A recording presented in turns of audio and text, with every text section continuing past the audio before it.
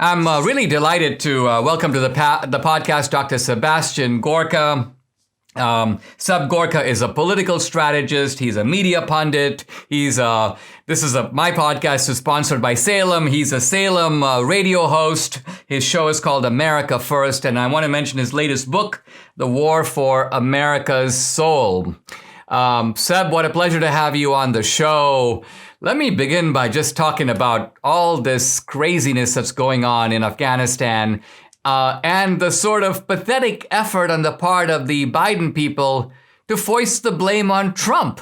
Their argument appears to be Trump was going to withdraw. We actually did withdraw, and so the consequences are nothing more than Trump would have gotten had he actually made the decision to withdraw. Now, can you take apart this logic, or illogic, I should say? Absolutely, but first things first, I'm delighted to be on your show. So excited to have you as part of the Salem stable, and your podcast is superb. And God bless you for everything you've done for this nation as a fellow legal immigrant like myself.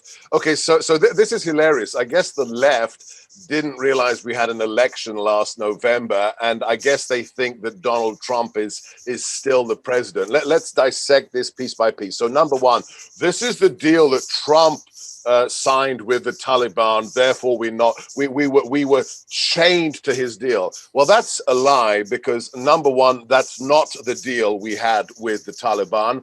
The president of the United States, my old boss, Donald Trump, would never have pulled out in the midst of the war fighting season. If you do something like that, you do it in winter, when the Khyber Pass, when Spin Boldak is snowed in, the militants stay at home, can't fight. So number one, it's a lie. There's no way we would have pulled out with the capacity to neither support the embassy or the airport, which is sheer insanity. And second, even if that had been our deal, which it wasn't, why does the Biden administration tell us, oh, and we have to abide by it?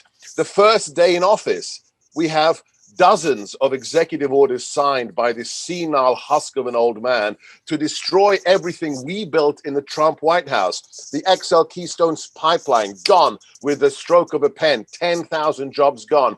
Or whether it is the 1776 commission, actually destroyed, dismantled the day of the inauguration.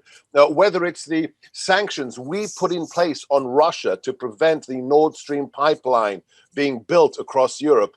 Oh, so he could get rid of those deals, but not the imaginary deal that we had with the Taliban. It is a lie. And what we are witnessing isn't just disgusting, it is disgraceful. He's not just blaming us and my old boss, he's blaming the Afghans, and he's blaming our allies. And I was in the British Territorial Army.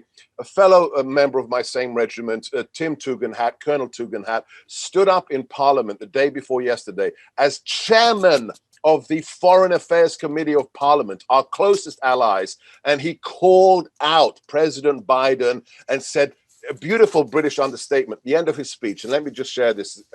He said, to those who have never fought for the banners they stand under, I warn them not to criticize those who have. And that is a man who is a war veteran from Afghanistan and Iraq. When our closest allies call out Biden, it's just a disaster, Dinesh.